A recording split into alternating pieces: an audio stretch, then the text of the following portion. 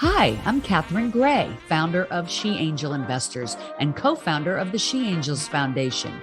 I'm also the podcast host of Invest in Her and an award-winning producer, author, and TEDx speaker. Our show, Invest in Her, features phenomenal female founders and funders. As you know, women receive less than 2% of venture capital funding. Our series is about accelerating the funding of women by connecting them to funding resources. Let's meet today's guest. Welcome to Invest in Her podcast. I'm your host, Catherine Gray, founder of She Angel Investors. And today I have on a dynamic guest. She's a real disruptor in the art and technology arena and NFTs and blockchain and all that stuff I know you guys want to know about. I know I want to know more about it. She is one of the few Latinos that have raised over $1 million in funding for her company, Alpha.io. Please, let's welcome to the show, Manuela Seve. Hi, Manuela. How are you? Hi, Catherine. Thank you so much for having me. I'm great. It's a beautiful day in LA. Yeah, beautiful day. You know, I'm reading through everything you do. And before I get to, talking about blockchain and NFTs and how it's affecting artists and how it is impacting governments and, what is Web3, like all of those questions I think all of us have and that you're an expert at. A little bit about you. You were sharing with me, you were born in Brazil. I was born in Brazil. I was born and raised in Brazil. Yeah. And I went to an international school. That's why I get this question all the time. They're like, how do you speak such good English if you're from Brazil? Yeah. And so I was actually alphabetized in English, and my dad was in New York and I was in Rio. So I was kind of like back and forth. Lived in New York on again, off again for most of my life. And then in 2020, during the pandemic, picked up my stuff and moved across the country to the West Coast. And here I am now. Great. So we're both in LA. I love that. And by the way, just FYI, Rio is one of my favorite cities. What a cool place. I got to go to a film festival in Sao Paulo, and I was like there, and I'm like, I have got to see Rio. If I'm going to be in Brazil, I got to take a flight over, see Rio, stay at the famous Copacabana. It was a great experience. Yeah. Did you stay at the Copacabana Palace? It's a good spot. Yeah, it's a good really spot. Cool. Yeah. So, but I just love the people from there. It's a really warm and welcoming country, and just had the best time. You guys are never on time, though. Am I right? Well, it drives me crazy. That's why I don't live in Brazil, because I'm a very punctual Brazilian, and so I was constantly waiting for people. It's like they'll schedule a Zoom call and they'll be late for a Zoom call, which is unbelievable. Yeah. No, it's funny. I remember them telling me, be in the lobby. We're going to take you all out to dinner at 8. And like, they showed up at like 10. 9:30. Like, are you kidding me? So the next night they said, be in the lobby at 8 for dinner. I went down there at 10. There they were. You're learning quickly. Right. Well, okay, so I digress because I like Brazil, but you're one of the few Latinos that have raised over $1 million, which is really a sad situation and something that I'm very focused on us, bringing attention to. I have a film coming out to talk about how underfunded women are, as well as people of color and LGBTQ, and how we can fix that, But for today, we're just going to talk about what an amazing feat that is that you raised that kind of money. Was that from a combination of angels and venture capital? Yeah, a combination of angels and venture capital. We've been around for a minute as well. Like, we were pretty early to the blockchain space. And, we kind of like stumbled on the technology through our art licensing platform. And so we've been, lucky enough to have some amazing investors like Metaprop. We came in through Lightspeed Scout program, through New Age Capital, Chingona Ventures, that were really supportive on our journey. But, you probably know these numbers, but Female Founders Fund put out a report a couple of months ago. And even though, women only receive 2% of investment dollars, and if you look at Latinas and women of color, that falls down to closer to like 0.02, we do produce, I think, about 12% of unicorns. So we are a great investment. Absolutely. Now is your chance to get in, Yeah, no, I'm so glad you brought that up. And what you're doing is really trailblazing and cool.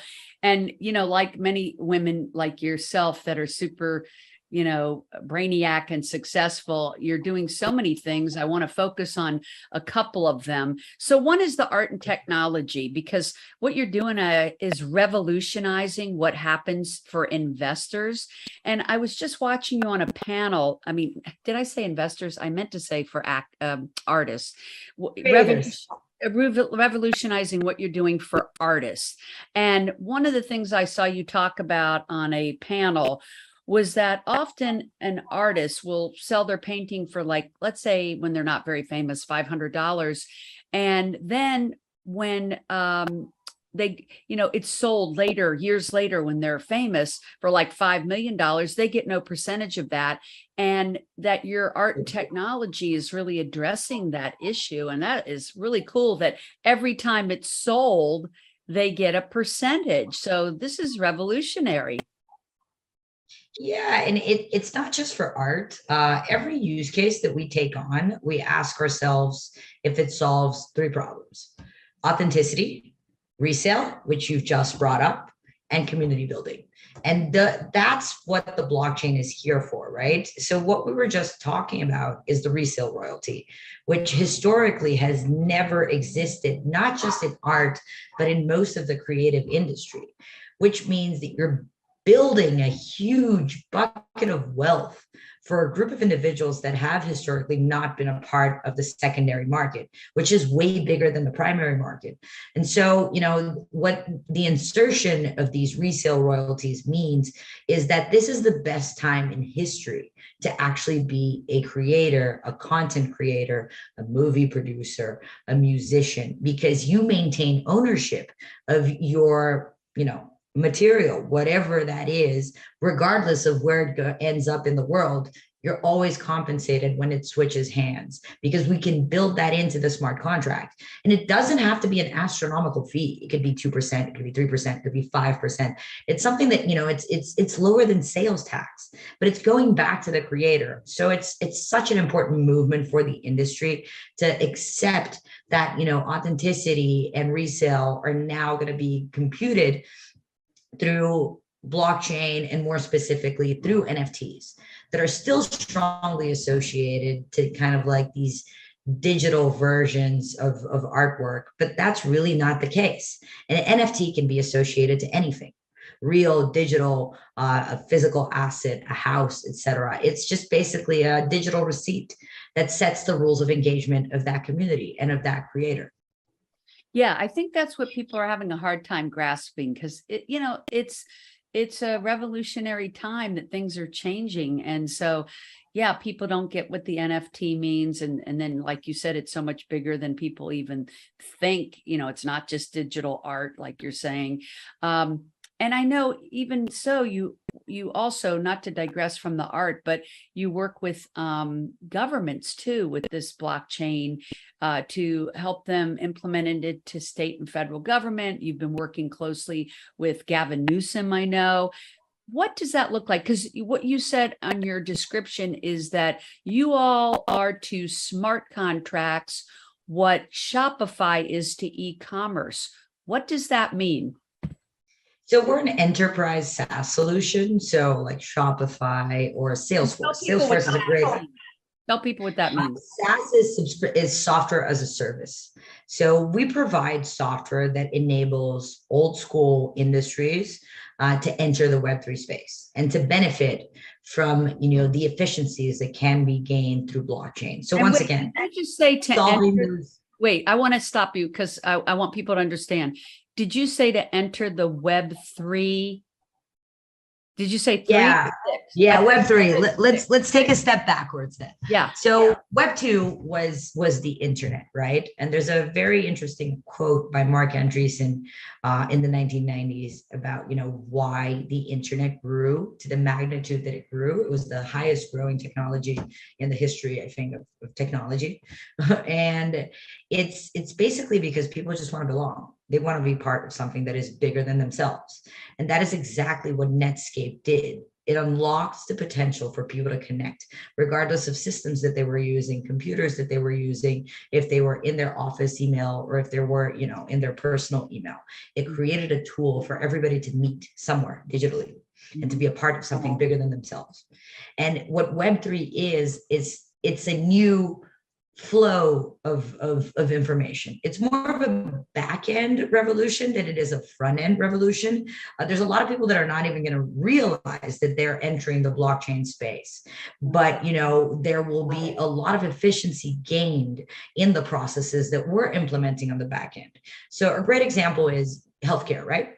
So one of the things that we've been talking about extensively, and now we actually have a client that has reached out to us about putting this in place, so we're very, very excited about, is people should own their medical records. They should have a non-fungible token, aka an NFT, associated to themselves, carrying their entire medical history. How many visits you've done to the doctor, if you've been to the hospital, whatever illness you have, allergies, etc. And this is all embedded into one place where you can pull up your entire history as a person. And you can then present that. So this is so interesting because everyone is talking about NFT being art, but the non-fungible token, which is NFT, you're telling me could be your medical record. It could be your medical record. Yeah. It could be your medical record. It could be the MLS on your house.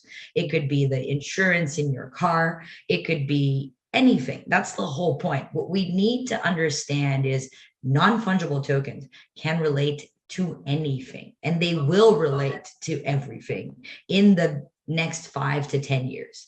Okay, so that's why it's a back-end revolution. So let's say you have an NFT for your medical records or for your house. This means this way you don't lose the deed or lose the paperwork. It's on this blockchain, right?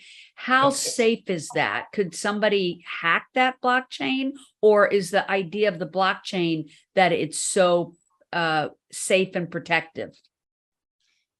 So security will be an issue regardless of system, and that's why you implement tools such as two-factor authentication, encryption.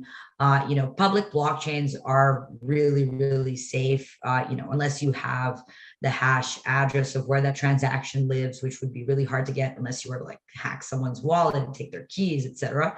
But it's less about the security of someone taking your stuff, because you're always going to be, subject to someone taking your stuff in even in real life, right? Someone could come and steal your car, but more about the security of the data itself, because it's fully immutable.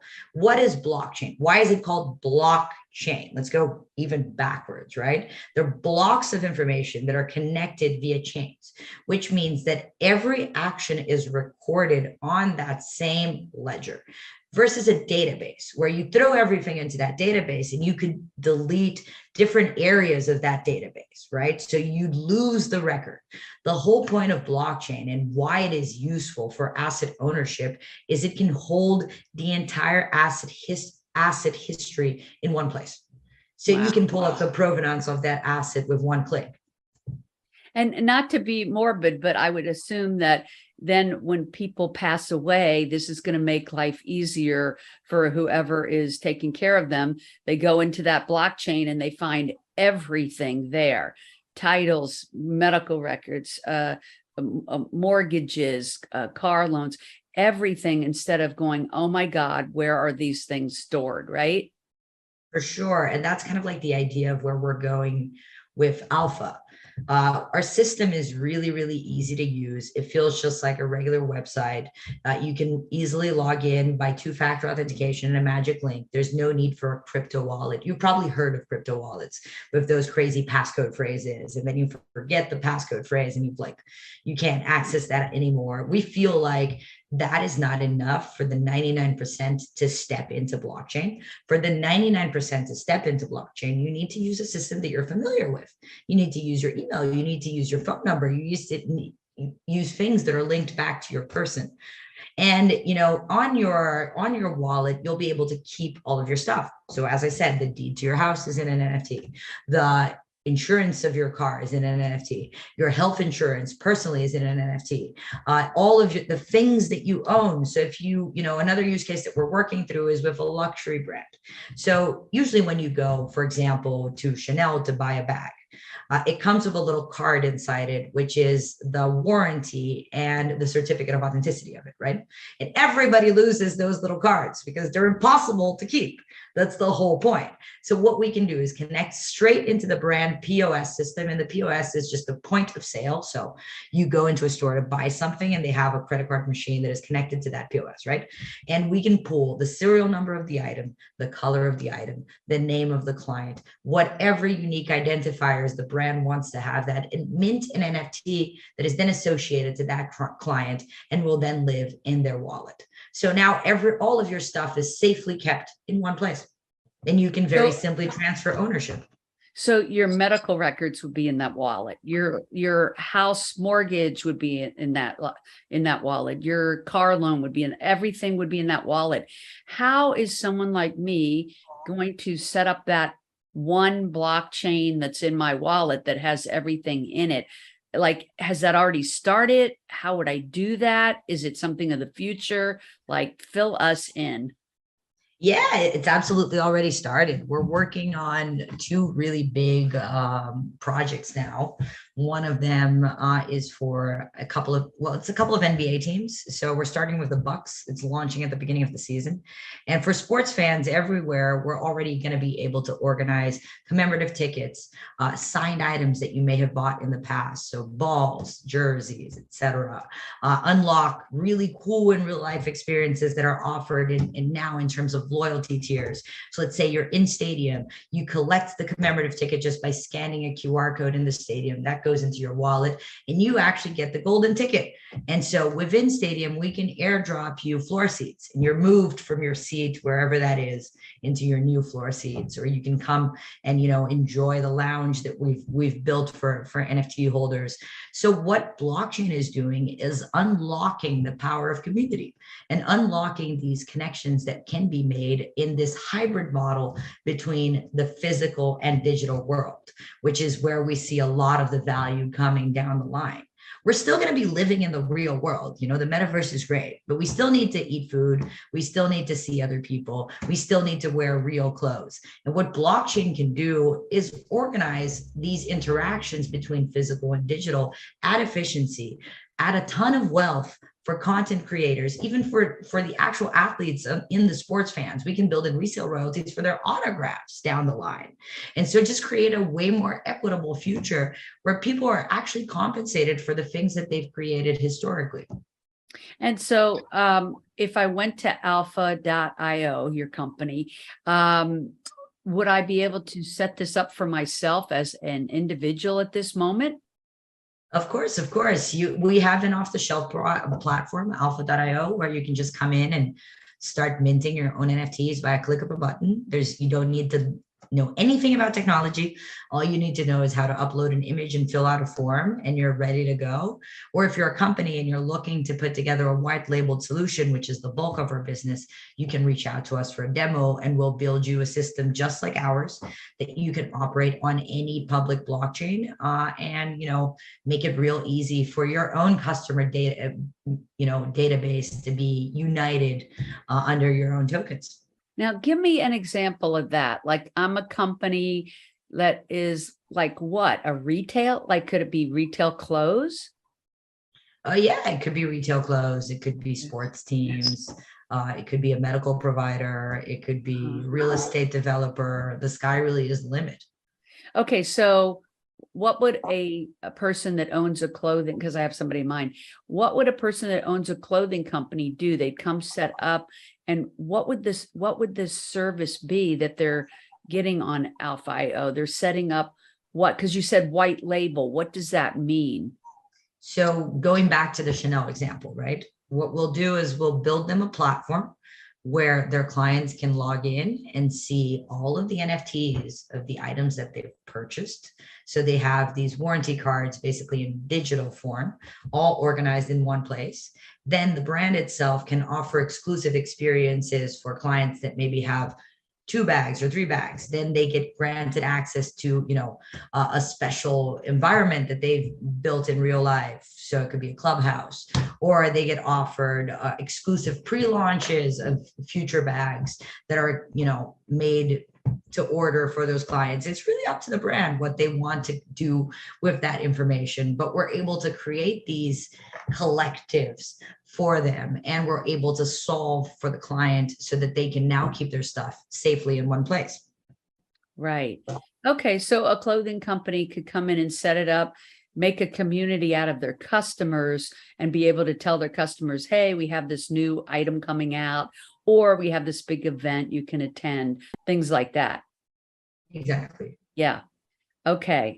I'm starting to comprehend it. I don't know that I completely can grasp what you're saying, but you know what? It's a learning Slowly curve. but surely. Slowly but surely. Yeah. Yeah. It's only the beginning, Yeah. And so what kind of thing are you doing with Governor Newsom? Like, how does the government use this? So the government is just really interested in learning more about these use cases that we're just talking about, just like you. So I've sat with Senator Booker and Senator Gillibrand about, and we're just explaining things that we're doing. We're talking about our clients. We're talking about the opportunities that we're creating, especially in the creative industry, what this means in terms of impact, what this means in terms of wealth generation, creating opportunity. There's also a widespread access to capital, which was not available yet for people of color, for Latin Americans like myself, because, the technology really doesn't see where you're from. It doesn't see race. It's just there to provide technology and to connect you with your community in order to make, these projects come to life. So it's a really, really exciting time to be alive. It's a really exciting time to be, in this technology. They just want to understand how they can create legislation that is supportive and that will keep jobs in America, and that will, keep us developing and make sure that, that the end consumer is also protected, because there was a lot of weird stuff that came through this first digital art boom of NFTs. So, be careful when you're investing in any new project. Make sure that it makes sense. Make sure that who the salesperson, who the company is. Make sure they're reputable. It's the same thing as any new industry. There's going to be good things, and there's going to be scams. So, just watch out for the scams and understand that the technology is coming. Once again, as I said, not to change the way that we live, but to make it more efficient and to create more opportunity.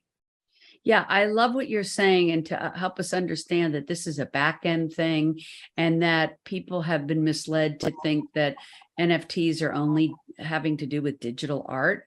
But thank you for explaining that it has to do with all things in our life as just being a source of being able to track those things so you don't lose track of them. That's a great explanation. Thanks for sharing that. And I love that it does help more artists to make more money with their art, with their content creation. Speaking of that, I've just mentioned earlier, we have a film coming out. How would a filmmaker utilize this platform? Sure. So, let's say you're looking to fund a film. Like, that's the simplest use case, right?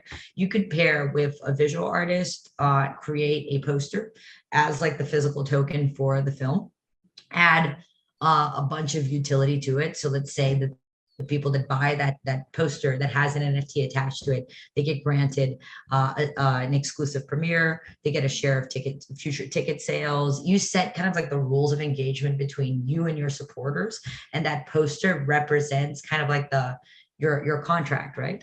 So your accordance between the people that are agreeing to support that picture.